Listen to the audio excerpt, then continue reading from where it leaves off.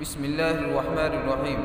ایک چور کسی بزرگ سے بیعت ہو گیا اور چوری سے توبہ کی اور خانقاہ میں رہنا شروع کیا۔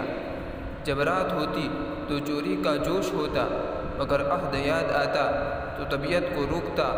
آخر جب طبیعت بہت بے چین ہوتی تو اٹھتا اور تمام لوگوں کے جوتے ادھر سے ادھر اور ادھر سے ادھر کر دیتا اور پھر سو جاتا۔ تمام لوگ سخت پریشان ہوتے۔ آخر ایک دن لوگوں نے ان کو دیکھ لیا اور پکڑ کر پیر صاحب کے پاس لے گئے۔ پیر صاحب نے پوچھا کہ بھائی یہ کیا حرکت ہے؟ تو نے تو توبہ کر لی تھی۔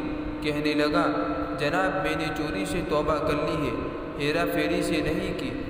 بات یہ ہے کہ میں رئیس السارقین، چوروں کا سردار ہوں۔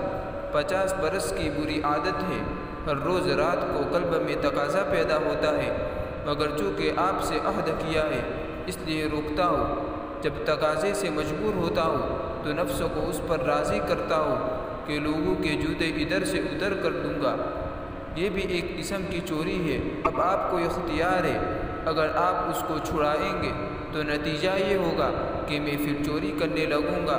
پیر صاحب نے کہا کہ اچھا تم کو ہیرا پھیری کی اجازت ہے، تو جس چیز کا ملکہ ہوتا ہے وہ ضرور بار بار لوٹ کر آتا ہے۔